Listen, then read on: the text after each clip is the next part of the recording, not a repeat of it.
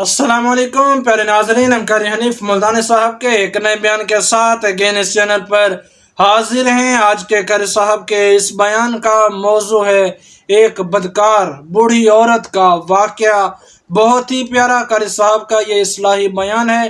آپ دوستوں سے گزارش ہے ضرور اس بیان کو آخر تک سنتے رہیے، جزاک اللہ۔ چلیے آج کا یہ بیان شروع کرتے ہیں۔ بڑے سے بڑے وقت میں بھی سرکار مدینہ صلی اللہ تعالی علیہ وسلم نہ گھبرائے۔ امت کے بعد لوگوں کو یہ حصہ ملتا ہے اور بعض کو نہیں۔ اللہ تعالی ہم سب کو وسیع الشرف ہونے کی توفیق عطا فرمائے اور مزاج میں تحمل اور بردباری کی اللہ پاک ہم سب کو توفیق عطا فرمائے۔ ہے مسئلہ بڑا مشکل۔ اپنے مخالف کو دیکھ کر کے یہ بات کہہ دینا کہ میں نے تجھے معاف کر دیا، یہ بہت بڑی بات ہے۔ جنہوں نے رات دن دکھ دیے ہوں، راستوں میں کانٹے بچھائے ہوں، وہ عورت جو ہر روز کوڑا کرکٹ مٹی اکٹھا کر کے اور ٹوکری بھر کے کوٹھے پر بیٹھ جاتی تھی، سرکار مدینہ صلی اللہ علیہ وسلم کا انتظار کرتی تھی، حضرت کو دیکھ کر سر کے اوپر پھینکتی تھی۔ آپ اپنے سر مبارک کو جھاڑ کر گزر جاتے، کبھی سر اٹھا کے دیکھا نہیں یہ پھینکنے والا کون ہے۔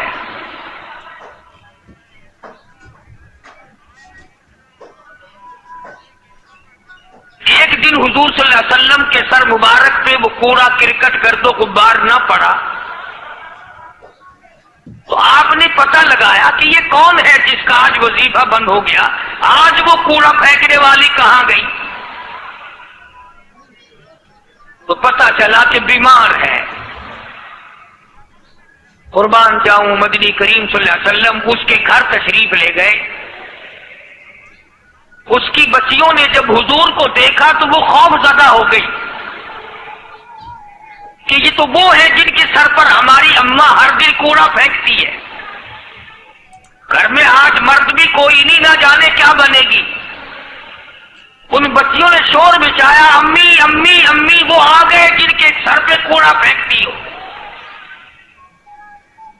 وہ بھی گھبرائی کہ نہ جانے آج کیا ہوگا، مگر سرکار مدینہ صلی اللہ تعالی علیہ وسلم نے آگے بڑھ کر کے فرمایا، مائی میں نے سنا ہے تو بیمار ہے، میں تیری بیمار پرسی کے لیے آیا ہوں، کوئی کام ہو دوا کا، دارو کا، خدمت کا مجھے بتا، میں کرنے کے لیے تیار ہوں۔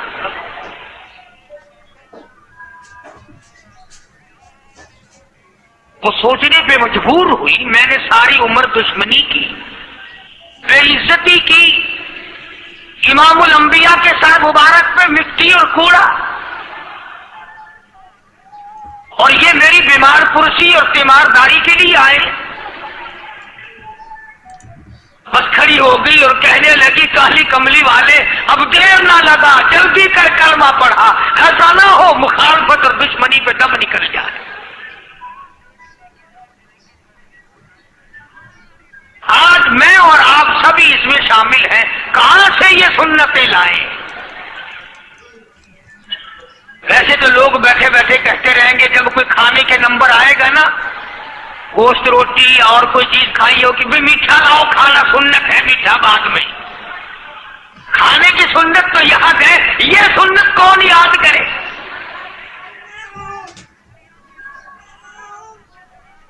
شادی کے بارے میں کہہ دیتے ہیں جی سنت ہے، سنت ادا ہونی چاہیے۔ مطلب کی سنتیں بڑی یاد آتی ہیں ہم سب کے۔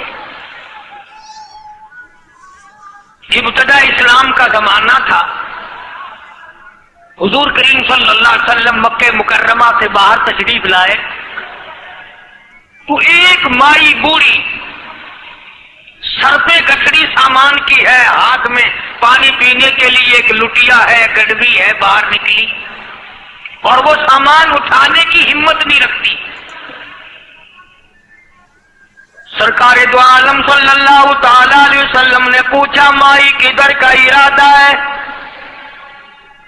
उसने इतनी बड़ी बड़ी गालियां निकाली और कहने लगी मक्के में जादूगर आ गया, मेरे घर में जादू फैल गया, मेरी नूह मुसलमान हो गई, मेरा बेटा मुसलमान हो गया, उस नबी के जाल में फंस गया, मैं तो उसके जादू से बचकर अपने ईमान को बचाने के लिए फलाने देहात में चली हूं।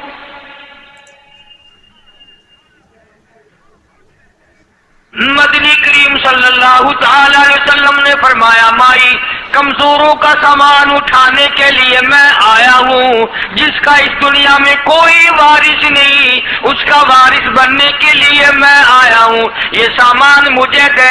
सरकार मदीना सल्लल्लाहु अलैहि वसल्लम ने अपने सर मुबारक पे गठड़ी उठा ली और बूढ़ी माई के पीछे पीछे चलती है।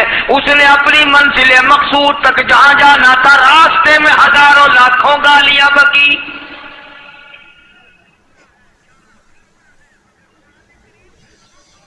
मेरे घर का बेड़ा गर्क कर दिया, मेरे घर में दीन नया फैला दिया, जादू फैला दिया, नई नई चीजें आ गई, पुराना दीन खत्म कर दिया, मेरे घर की रुसवाई हो गई। मैं अपना ईमान बचाने के लिए आई हूँ। जहाँ बुढ़िया माई ने जाना था मंजिले मकसूद पे पहुंच गई, ठिकाने पे पहुंच गई, सामान नीचे उतरवा कर हुजूर को पल्ला फैलाकर झोली फैला के दुआएं देने लगी और कहने लगी ओ मेरे बेटा, जैसे उस जादूगर से मैं बच के आ गई हूँ, जैसे उस दीन नए फैलाने वाले से मैं बचकर आ गई हूँ, मेरा दीन बच गया, मेरा ईमान बच गया, मेरी दुआ है अल्लाह करे तू भी बच जाए। सरकार मदीना सल्लल्लाहु तआला अलैहि वसल्लम की आंखों में आंसू आ गए। फरमाया माई जिसको सारे रास्ते में गालियां देती आई हो, जो तेरी गठड़ी उठा के सर पे लाया है, जो तेरी साथ आया है, जिसे जादूगर कहती हो, जिसे गालियां देती देती थकती नहीं हो, वही अल्लाह का पाक पैगंबर मुहम्मदुर रसूलुल्लाह मैं तेरे सामने मौजूद हूँ।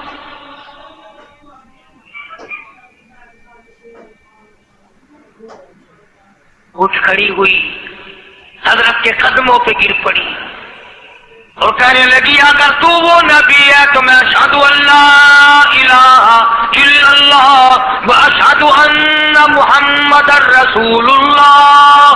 कलमा पुकार उठी।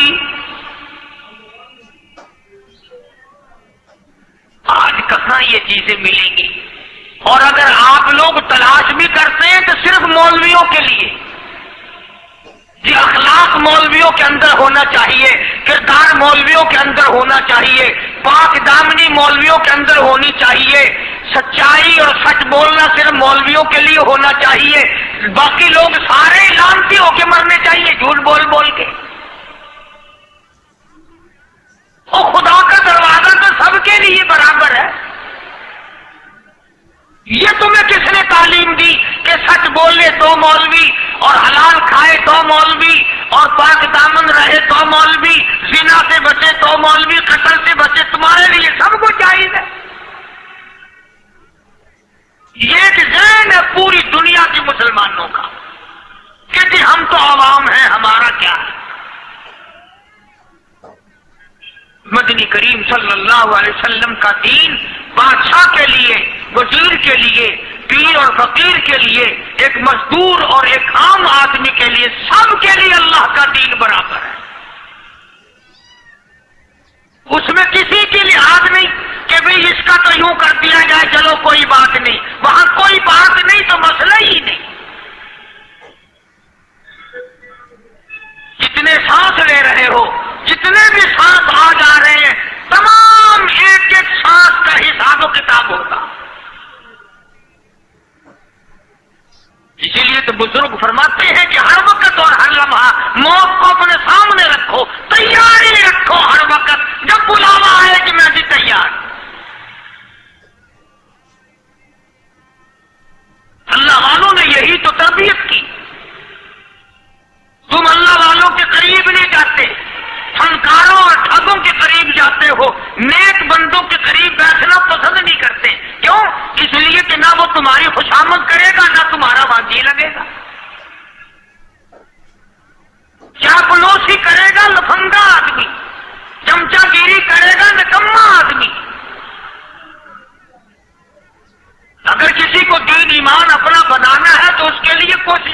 پڑے گی۔ اللہ کی ہدایت کسی کے پیچھے دوڑی نہیں پھرتی، اللہ کی ہدایت کو آدمی کو خود تلاش کرنا پڑے گا۔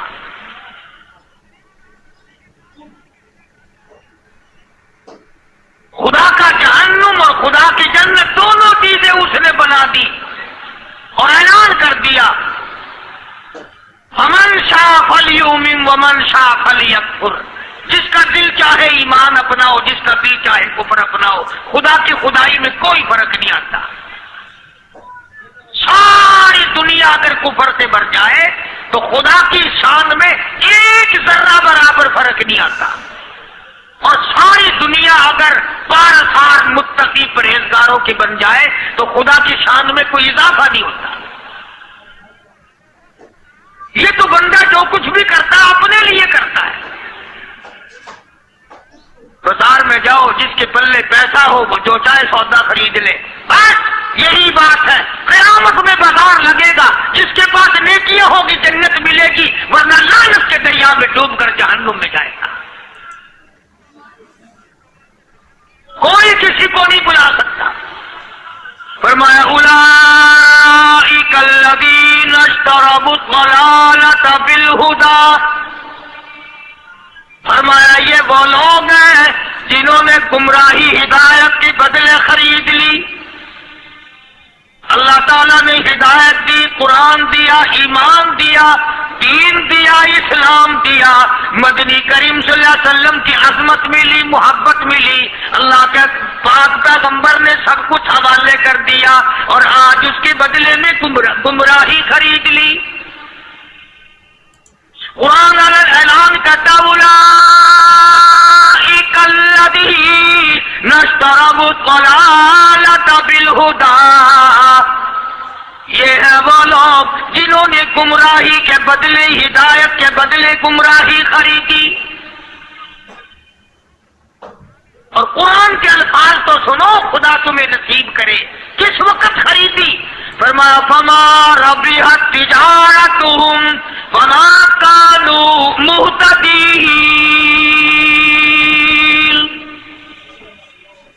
ہدایت ملنے کے بعد، مسلمان کے گھر میں پیدا ہونے کے بعد، مسلمان کہلانے کے بعد، ایماندار کہلانے کے بعد، اتنی بدعملی، اتنی بدتمیزی، اتنا گناہ کیا کہ مرتے وقت ادھر دم نکلا، ادھر جہنم میں پھینک دیا گیا۔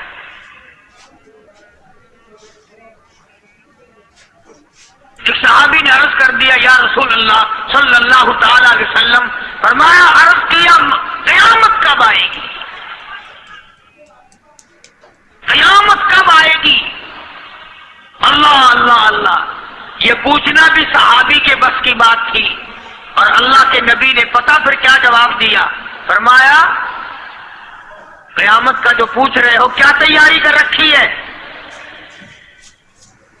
یعنی یہ نہیں فرمایا کہ فلاں دن فلاں وقت یہ، اور کسی نے پوچھ جو لیا بتا کالی کملی والے قیامت کب آئے گی؟ فرمایا کیوں، کیا تیاری کر رکھی ہے؟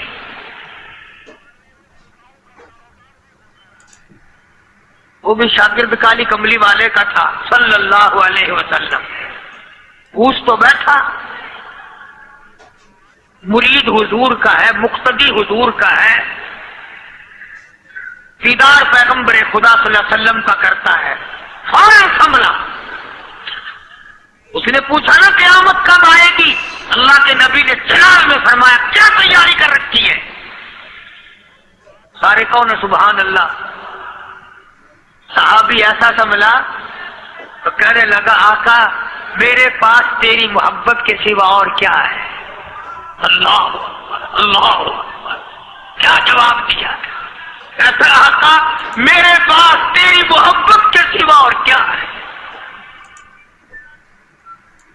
تم جیسا ہوتا تو کئی روزوں کا سہارا لگاتا، کوئی نمازوں کی بات کر کے کھو دیتا، کوئی سخاوت کی بات کر کے کھو دیتا۔ کیا جواب دیا ہے صحابی نے؟ تمہارے میرے دماغ میں بھی کبھی نہیں آیا ہوگا ساری عمر میں۔ کہتا کالی کملی والے میرے پلے تیری محبت کے سوا اور کیا ہے؟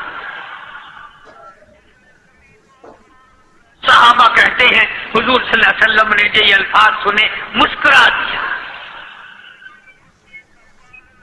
آج ہمارے پلے تیاری کرو تیاری کرو، وقت آیا آیا وقت، قیامت آئی، موت آیا وقت، لیکن پھر بھی کوئی تیاری نہیں۔ اس لیے قرآن کریم للکار کے کہتا قل متاع الدنیا قلیل، دنیا بہت تھوڑے دنوں کا سودا ہے، سمجھ لو، صبح آئی کہ نہ آئی، شام آئی کہ نہ آئی، آیا وقت۔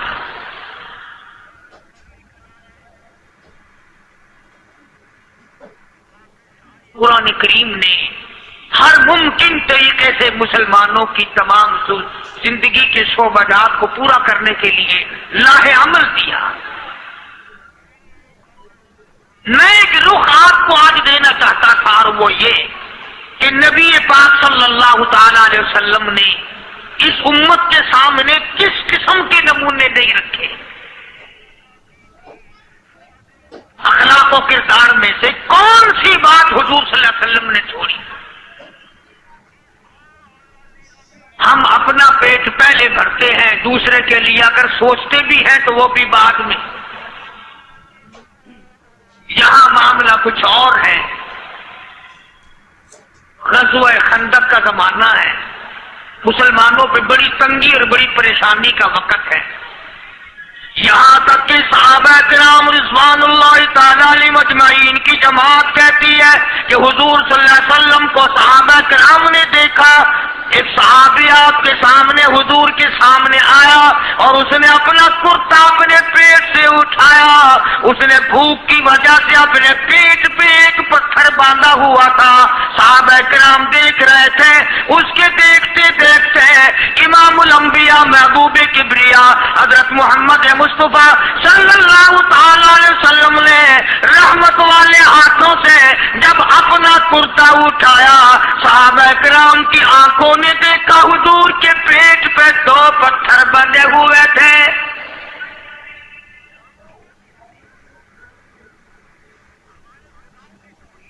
آج کتنا کھاتے ہو پھر بھی نہ شکری، کتنا پیتے ہو پھر بھی نہ شکری، کتنا کچھ کھانے کو مل رہا ہے پھر بھی نہ شکری، کچھ نہیں کچھ نہیں۔ حضرت جابر رضی اللہ تعالیٰ عنہ نے جب یہ منظر دیکھا، یہ حالت دیکھی، رہ نہ سکا، صحابی فوراً دوڑا اور دوڑا گھر گیا، گھر بیوی کو جا کے کہنے لگا غضب ہو گیا، تمائی ہو گئی، کمال ہی ہو گیا، حضور صلی اللہ علیہ وسلم کو اتنی بھوک ہے، اتنا فاقہ ہے کہ آپ نے اپنے پیٹ مبارک میں 2 پتھر باندھے ہوئے۔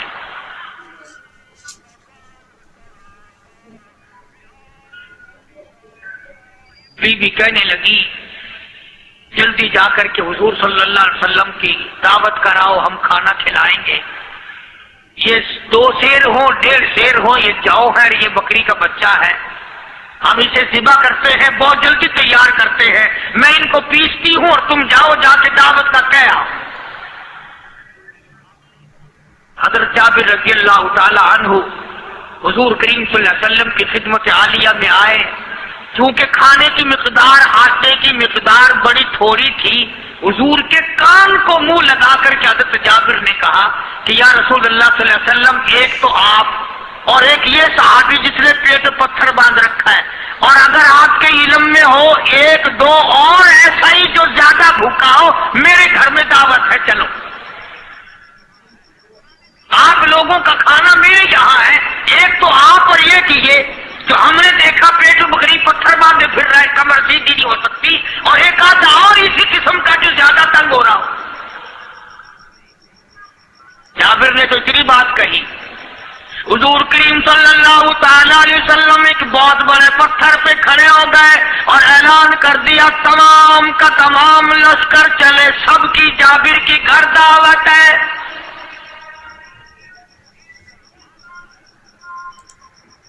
سارے کا سارا لشکر چلے، ساری فوج، اللہ اللہ، بلکہ اعلان کر دیا چلو سارا مدینہ چلے۔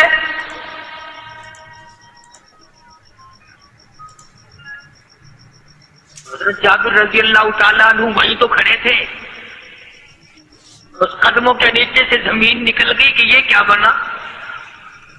کھانا تو 2 3 4 آدمیوں کا مشکل بنے گا, یہ 12,000 سے زیادہ بڑا لشکر ہے اور آپ نے سب کو اعلان کر دیا, اب کیا بنے گا. حضرت جابر دوڑے دوڑے پریشانی کے عالم میں گھر گئے. گھر والی کو کہنے لگے کہ کام خراب ہو گیا. بیوی کہنے لگی کیوں؟ میں نے کہا میں نے تو اللہ کی بندی ایک تو حضرت کی دعوت کی تھی اور ایک وہ دوسرا جو پیٹ پتھر باندھے ہوئے آیا تھا, اور میں نے عرض کیا تھا کہ 1 2 اور اسی طرح کا جو زیادہ تنگ ہو رہا وہ دعوت ہے. حضور نے تو سارے لشکر کو اعلان کر دیا کہ چلو جابر کے گھر دعوت ہے. سبحان اللہ. کبھی کبھی عورتیں بھی ایسی بات کر دیتی ہیں جو مردوں کو نہیں آتی. اگر وہ اس زمانے میں عورتیں بھی کہاں, اب تو تلی لگانے والی تو ہیں, ماچس لگانے والی, جلتی پہ تیل چھڑکنے والی. تو کوئی مرد ہے وہ اتنی بات کہے یا تو بیٹھا سنتا رہا تاکہ اس کو کوئی جلدی قتل کرے تو میں رنڈر بنوں, بازار میں پھروں. دیر نہیں لگاتی, آگ لگاتی. حضرت جابر رضی اللہ تعالیٰ عنہ کی بیوی کہنے لگی آپ کو پریشانی کی کیا بات ہے, ایک بات بتاؤ. حضور کے کان مبارک میں آپ نے اپنے کھانے کی مقدار بتائی کہ نہیں؟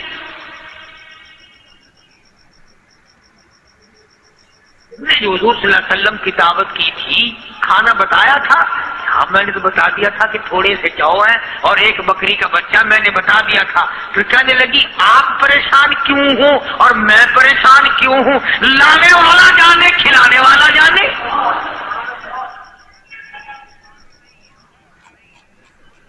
ہمیں پریشانی کی کیا بات ہے اس میں؟ بس دعوت ہم نے تو حضور کی دعوت کی اور حضور نے سارے لشکر کی, ہم نے تو نہیں کی نا. اب حضور صلی اللہ تعالی علیہ وسلم نے دعوت فرمائی ہے اور وہ خود ہی جانے اور ان کا خدا جانے. آپ تشریف لے آئے, کھانے کی مقدار کا تو پتا تھا. آپ نے فرمایا کہ وہ ہنڈیا جو ہے اس کو کھولنا مت, اور وہ جو آٹا ہے جب تک میں نہ آؤں پکانا شروع مت کیجو. آپ نے اپنا لعاب مبارک آٹے میں بھی ملا دیا اور ہنڈیا میں بھی ڈال دیا. اس کے بعد پکانا اور کھلانا شروع کیا گیا. علماء کرام نے لکھا 12,000 کا لشکر بھی کھا گیا, کھانا جتنا تھا اتنا ہی باقی. سارے کا سارا لشکر کھا گیا, سارا مدینہ کھا گیا.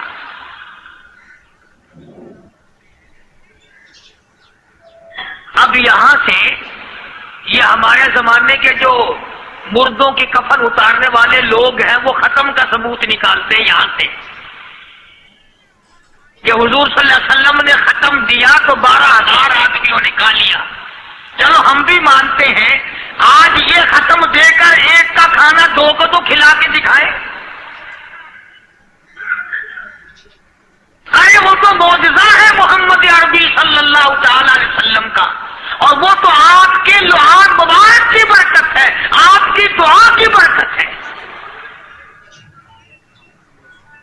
یہ تمہیں کس نے بتایا کہ حضور صلی اللہ علیہ وسلم نے جابر کے کھانے پہ بیٹھ کر ختم پڑا تھا؟ یہ تو معجزہ ہے محمد عربی صلی اللہ تعالی علیہ وسلم کا, اور اللہ پاک نے نبی کے ہاتھ پر ہزاروں نہیں لاکھوں معجزات کا اظہار فرمایا. اس واقعے سے پہلے پتہ کیا ہوا؟ حضرات صحابہ کرام رضوان اللہ تعالی علیہ مجمعین کے ہاتھوں سرکار دو عالم صلی اللہ علیہ وسلم بھی ساتھ تھے. کافروں کا ایک بہت بڑا بہادر پہلوان مارا گیا. یہ جو غزوہ خندق ہے جس کو غزوہ احزاب کہتے ہیں, قرآن میں ذکر ہے اس کا, ویسے کوئی بات بنا کے نہیں کہہ رہا ہوں. یعنی یوں سمجھو اب میں سورت احزاب کے 3رے رکوع کا آخری آیتوں کا ترجمہ کر رہا ہوں. اور یہ اتنا مشکل وقت پڑا تھا صحابہ پہ. ایک تو گرمی سخت تھی, اور چاروں طرف سے جن یہودیوں نے عہد و پیمان کر رکھا تھا حضور صلی اللہ علیہ وسلم سے، انہوں نے بدعہدی کر دی. وہ سارے کے سارے صحابہ پہ یکدم ٹوٹ پڑے. صحابہ بیچ میں آ گئے میدان میں، نہ پانی، نہ کھانا، نہ روٹی، نہ جوتی، نہ کپڑا، نہ اسلحہ، نہ لینا نہ دینا. بلکہ یوں لکھا علماء نے کئی کئی دن ہو گئے پانی کی بوند نہ ملی. اور صحابہ کھا کھا کر کے گر گئے اور شہید پہ شہید ہو گئے.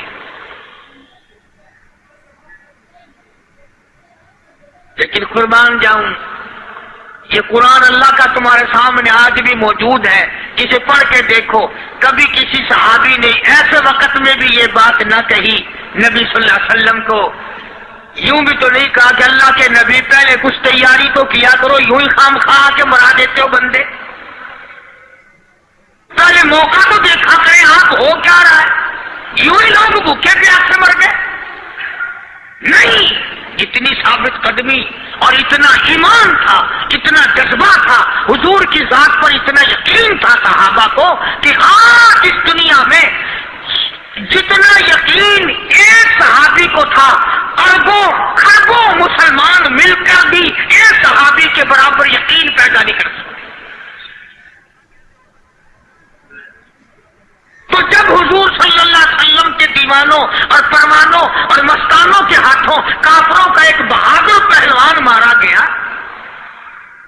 اور لاش تھی مسلمانوں کے پاس، تو وہ کافر کہنے لگے کہ تم ہمارے بہادر کی لاش دے دو، ہم تمہیں 10,000 روپیہ دیں گے.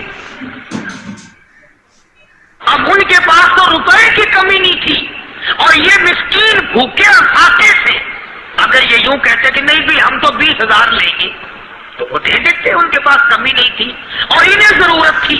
کپڑا لے لیتے، کھانا لے لیتے، پریشانی دور کر لیتے، جنگ کا سامان بنا لیتے. اللہ اللہ. مگر مدنی کریم صلی اللہ تعالی علیہ وسلم کے سامنے جب یہ بات رکھی کہ 10,000 روپیہ ہم دیتے ہیں، ہمارے بہادر کی لاش دے دو، حضور نے فرما دیا جاؤ اپنے بہادر کی لاش مفت میں لے جاؤ، ہم مردوں کی قیمت کھانے والے نہیں.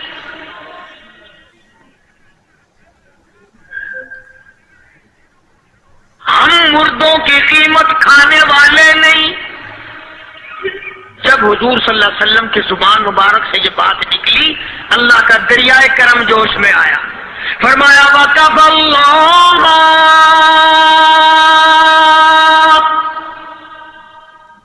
اللَّهُ الْمُؤْمِنِينَ الْقِتَالَ. فرمایا میرے نبی اب آپ اطمینان رکھیں، کوئی ضرورت نہیں، اب میں تیرا خدا خود ان سے جنگ کروں گا، اب میں لڑوں گا ان سے. اور اس کے بعد اللہ تعالیٰ نے یہ برکت دی کہ ایک آدمی یا 2 آدمیوں کا کھانا اللہ تعالیٰ نے 12,000 کو کھلا دیا. تو ان چیزوں سے معجزات کا ظہور ہوتا ہے. اور حضور کریم صلی اللہ تعالی وسلم کے تو اتنے معجزات اللہ پاک نے ہمارے نبی صلی اللہ علیہ وسلم کو دیے کہ ہم سب کی زندگی ختم ہو سکتی ہے مگر سرکار کے معجزات ختم نہیں ہو سکتے. حضرت ابو ہریرہ رضی اللہ تعالیٰ عنہ فرماتے ہیں کہ میں مسجد نبوی کے دروازے پہ پڑا تھا، بھوک نے مجھے اٹھنے نہ دیا. مجھے اتنی بھوک لگی، کئی دن کا فاقہ ہو گیا، میں کھڑا نہیں ہو سکتا تھا. تو میں نے جناب صدیق اکبر رضی اللہ تعالیٰ عنہ سے مسئلہ پوچھنے کا بہانہ بنا کے بلایا کہ شاید یہی مجھے اپنے ساتھ لے چلے. تو وہ بھی مسئلے کا جواب دے کر چلے گئے. ابو ہریرہ کہتے ہیں میرا یقین ہوا کہ ان کے گھر بھی کچھ نہیں. پھر میں نے فاروق اعظم رضی اللہ تعالیٰ عنہ کو مسئلہ یا قرآن کی آیت پوچھنے کے بہانے متوجہ کیا. وہ بھی وہ جو چیز میں نے پوچھی تھی بتا کے چلے گئے. غالباً ان کے یہاں بھی فاقہ ہوگا. ابو ہریرہ رضی اللہ تعالیٰ عنہ کہتے ہیں پھر آئے حضور صلی اللہ علیہ وسلم تشریف لائے تو میں نے مسئلہ پوچھنے کے بہانے سے حضور کو اپنی طرف متوجہ کیا. ابو ہریرہ کہتے ہیں حضور مسکرائے اور میرا مطلب سمجھ گئے، میرا مطلب سمجھ گئے، اشارہ کیا میرے ساتھ ساتھ آ، میرے پیچھے پیچھے آ۔ ابو ہریرہ رضی اللہ تعالیٰ عنہ کہتے ہیں میں حضور صلی اللہ علیہ وسلم کے ساتھ چلا آیا، آپ اپنی دولت قضا پر تشریف لائے، اپنے گھر میں تشریف لائے، آپ نے گھر میں داخل ہو کر کے فرمایا کچھ کھانے کا پینے کا کوئی ہے گھر میں کوئی چیز؟ جواب ملا ہاں ایک دودھ کا پیالہ ہے، ہدیہ آیا کہیں سے، آپ کے لیے ہدیہ دیا کسی نے، دودھ کا پیالہ منگوا لیا۔ ابو ہریرہ کہتے ہیں میں بڑا خوش ہوا کہ لے میرا دور لگ گیا، کام بن گیا، مجھے ہی فرمائیں گے پی لے، رج کے پیوں گا۔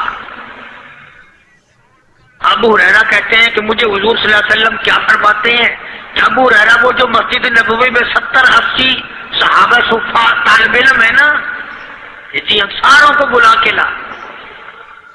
ابو ہریرہ کہتے ہیں مجھے بڑی کھٹکی کہ ایک دودھ کا پیالہ، یہ تو میرے جو گئی تھا، وہ 70-80 کیا کریں گے یہاں کے۔ ابو ہریرہ کہتے ہیں جب میں اٹھ کے چلا تو مجھے پھر واپس بلایا، فرمایا ابو ہریرہ مدینے کی گلی میں آنے میں جانے میں جو بھی راستے میں ملے اسی کو کہہ دے کہ حضور کے گھر دعوت ہے۔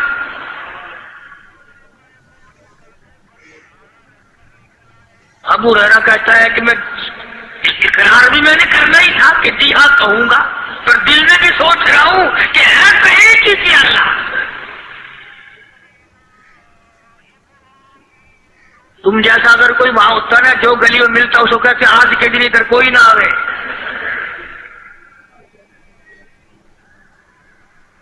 وہ تو صحابہ تھے نا اشاروں پہ جان دیتے تھے، راستے میں جو بھی ملا، دکاندار ملا ویسا ملا، سب کو کہہ دیا، واپسی میں جو ملا لشکر اکٹھا ہو گئے،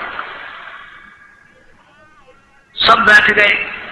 ابو ہریرہ رضی اللہ تعالیٰ عنہ کہتے ہیں اب میں نے دل میں ایک پروگرام بنایا، مجھے عادت شریفہ کا پتہ تھا کہ دائیں طرف سے شروع فرمایا کرتے تھے کوئی چیز تقسیم کرنا یا کھلانا یا پلانا، میں نے دل میں پروگرام بنایا کہ دائیں طرف شروع میں بیٹھ جاؤں گا، آگے بچے یا نہ بچے میں تو دو لگاؤں گا نہ اپنا پہلے،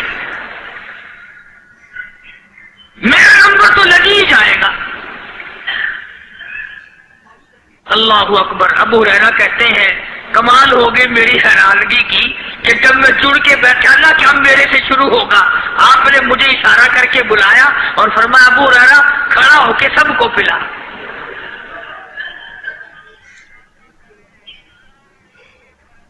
حضرت ابو ہریرہ رضی اللہ تعالیٰ عنہ کہتے میری تسلی ہو گئی کہ بس اب تو مجھے مل گیا اور میرا نمبر بعد میں ہی آنا کیسے بچے گا۔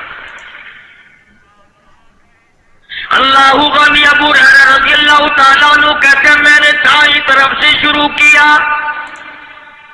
سینکڑوں سے زیادہ کتنے لوگ تھے جنہوں نے رج رج کے پیا، رج رج کے پیا، سیر ہو کے پیا، سارا لشکر پی کے چلا گیا۔ اس کے بعد سرکار مدینہ صلی اللہ علیہ وسلم نے فرمایا لے ابو ہریرہ اب تو باقی اور میں باقی۔ ابو ہریرہ کہتے میں نے عرض کیا میرے آقا آپ نے بھی تو نوش نہیں فرمایا، آپ پہلے پیے۔ فرمایا نہیں میں نہ پیوں، ساری امت کو پلا کے پھر پیوں گا۔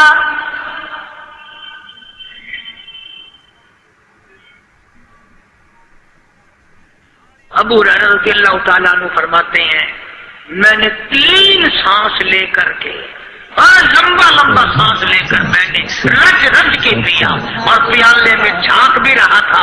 ابو ہریرہ کہتے ہیں ایک قطرہ بھی کم نہیں ہوا۔ اور یہ الفاظ سن کر آج لکھ کر لے جاؤ۔ ابو ہریرہ کہتے ہیں کہ سب کو پلانے کے بعد پھر حضور صلی اللہ علیہ وسلم نے پیا، نوش فرمایا۔ یعنی آج اتنے لوگوں کا جھوٹا کون پیتا ہے؟ کسی افسر کو تو پلا کے دیکھنا، چلو افسر تو دنیا دار ہیں، کسی ماننے ہوئے پیر کو تو پہلے سارے مرید پی کر کسی پیر کو تو دیکھنا گلاس پہ اللہ اور مارے گا پھینک کے۔ اللہ اللہ اپنا پیا ہوا تو وہ مریدین کو دے دے گا کہ سارے پی لو تبرک ہے، اللہ لیکن مریدوں کا جھوٹا وہ کیسے پیے گا؟ اللہ غنی. اور یہ امام الانبیاء سرکار دو جہاں شہنشاہ کائنات حضرت محمد الرسول اللہ صلی اللہ تعالی علیہ وسلم کا نرالا اخلاق ہے، نرالا کردار ہے، نرالی عادت ہے، نرالی طبیعت اور مزاج اللہ پاک نے دیا ہے. خدا کی قسم اگر حضور کی دعا نہ ہوتی آج ہم لوگ یا کتے ہوتے یا خنزیر ہوتے یا بندر بن گئے ہوتے. آج اس محبوب کی دعا کے صدقے میں تم انسانیت اور آدمی کے روپ میں پھرتے، ورنہ خدا کا قرآن گواہ ہے شام کو آدمی سوئے صبح کو اٹھے تو کتے بن گئے، شام کو آدمی سوئے صبح کو اٹھے تو بندر بن گئے. آج کون سا گناہ ہم لوگوں نے نہیں کیا ہوا؟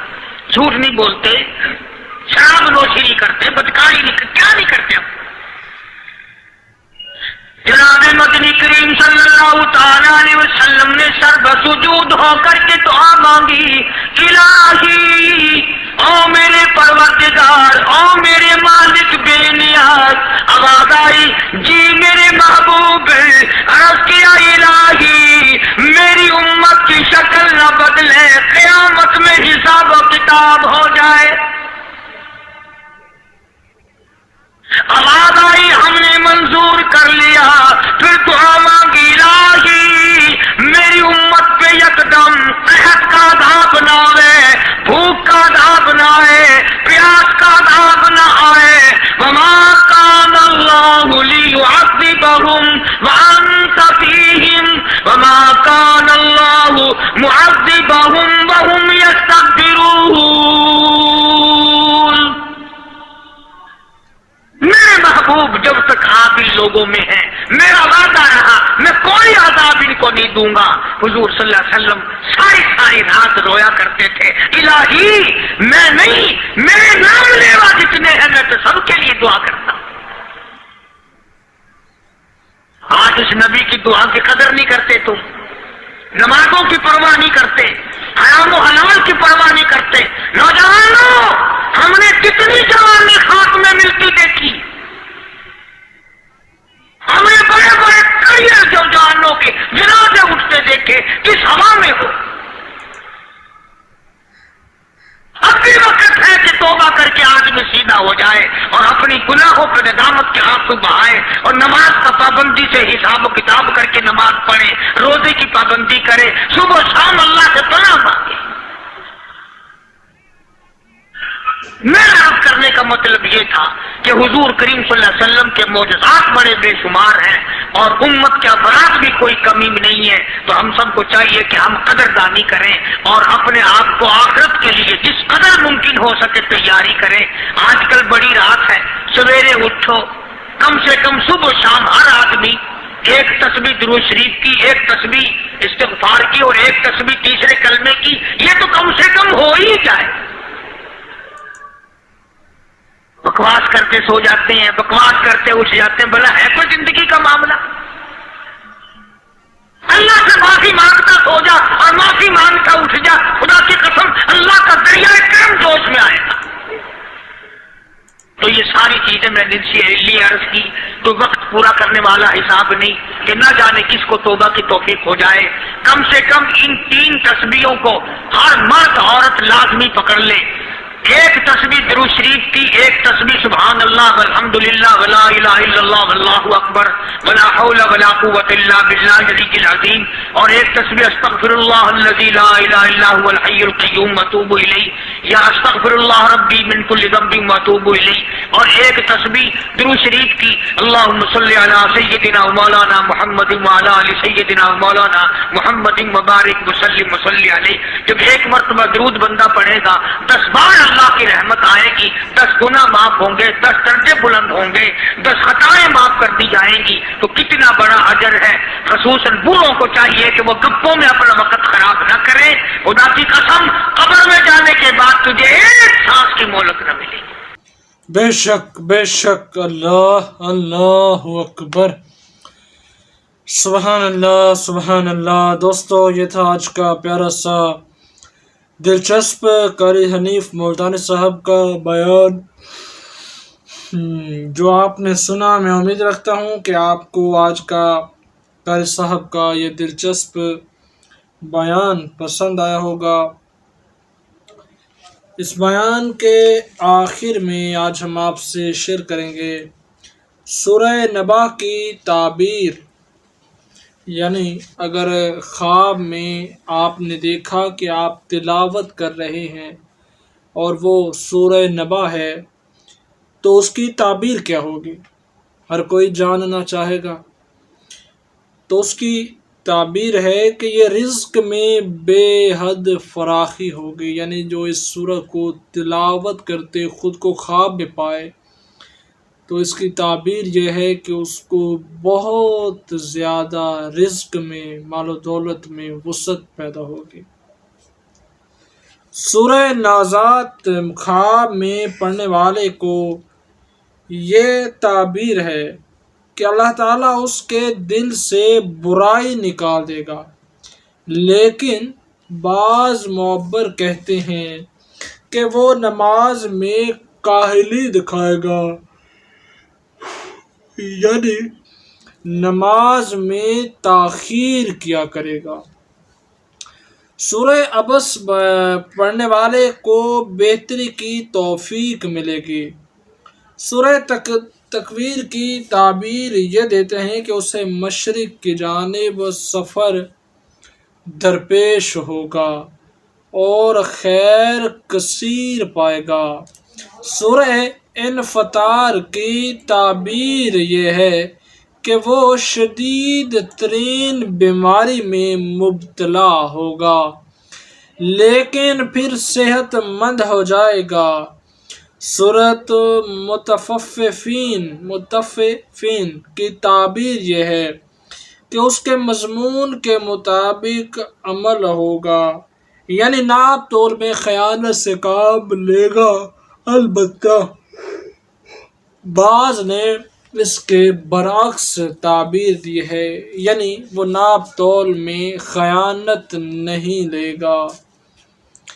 سورہ اشقاق کی تعبیر انسان کے احوال کے مطابق ہے، یعنی اگر بادشاہ ہے تو لوگ اس کے لیے بد دعا کریں گے، اگر پڑھنے والا بادشاہ نہیں ہے تو اس کے ہاں لڑکیاں زیادہ پیدا ہوں گی، اور عورت نے خواب میں اسے پڑھا تو وہ حاملہ ہوگی۔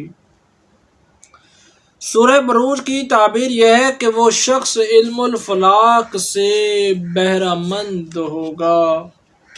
سورہ طارق کی تعبیر یہ ہے کہ اس کے ہاں بیٹے پیدا ہوں گے لیکن ان کی عمریں زیادہ لمبی نہیں ہوں گی۔ اللہ اکبر۔ سورہ علق کی تعبیر یہ ہے کہ اسے اللہ تعالیٰ کی تسبیح و تقدیس بیان کرنا محبوب ہوگا، آخرت سے محبت ہوگی اور دنیا سے کنارہ کشی اختیار کرے گا۔ اللہ اکبر۔ دوستو، یہ تھا آج کا دلچسپ قاری حنیف ملتانی صاحب کا بیان، اور آخر میں یہ شیئر کی گئی آپ سے مختصر سے گفتگو۔ میں امید رکھتا ہوں کہ آپ کو آج کا بیان اور گفتگو پسند آئی ہوگی۔ آخر میں گزارش ہے، اگر آپ نے ابھی تک چینل کو سبسکرائب نہیں کیا تو ابھی کر لیجئے تاکہ اسی طرح ڈیلی بیس پر قاری صاحب کے بیانات آپ تک بر وقت پہنچتے رہیں۔ جزاک اللہ۔ انشاءاللہ ملیں گے ایک نئے بیان کے ساتھ۔ اللہ حافظ۔